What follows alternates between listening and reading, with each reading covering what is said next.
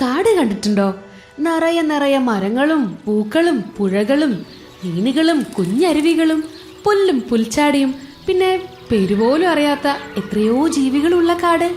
അങ്ങനെയൊരു കാട്ടിലെ കഥയാണിത്. അവിടെ പേടിക്കാരനായ ഒരു കുട്ടിക്കുറുക്കൻ ജീവിച്ചിരുന്നു. ഈ കുട്ടിക്കുറുക്കൻ കളിച്ചോണ്ടിരിക്കുമ്പോ ഏയ് കുറുക്ക എന്നാരെങ്കിലും ഒന്ന് നീട്ടി വിളിച്ചാ മതി, കുട്ടിക്കുറുക്കൻ ഞെട്ടി വിറയ്ക്കും.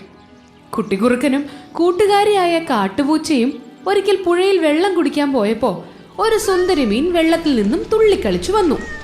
അയ്യോ, ദേ മീൻ എന്നെ തിന്നാൻ വരുന്നേ എന്ന് പേടിച്ച് കരഞ്ഞയാളാണ് ഈ കുട്ടിക്കുറുക്കൻ. ഇങ്ങനെ ചുറ്റുള്ളതിനെ മുഴുവൻ പേടിച്ച എങ്ങനെ ജീവിക്കും? ധൈര്യമുള്ള കുട്ടികളെയല്ലേ ലോകത്തിനാവശ്യം. ഇത് മനസ്സിലാക്കിയ കുറുക്കനച്ഛനും കുറുക്കനമ്മയും കുറുക്കൻ ചേച്ചിയും ഒക്കെ ഈ കുട്ടിക്കുറുക്കന്റെ പേടി മാറ്റാൻ പല വഴികളും നോക്കി.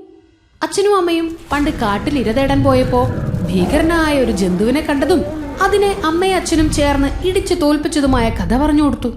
ധൈര്യം ഉണ്ടെങ്കിൽ ഏത് പ്രശ്നം പരിഹരിക്കാലോ. ഇത് പറഞ്ഞു കൊടുത്തിട്ടും ഒരു കാര്യം ഉണ്ടായില്ല. ഈ കഥ കേട്ട ദിവസം രാത്രി ഉറങ്ങാൻ പോലും ആയില്ല നമ്മുടെ കുട്ടിക്കുറുക്കന്. എല്ലാ ശ്രമവും നടക്കാതെ ഒരു ദിവസം സന്ധ്യയായപ്പോ കുട്ടിക്കുറുക്കനെ അവരുടെ ഗുഹയ്ക്ക് പുറത്തു നിർത്തി. ഗുഹയുടെ വാതിൽ അടച്ചു കളഞ്ഞു അച്ഛൻ.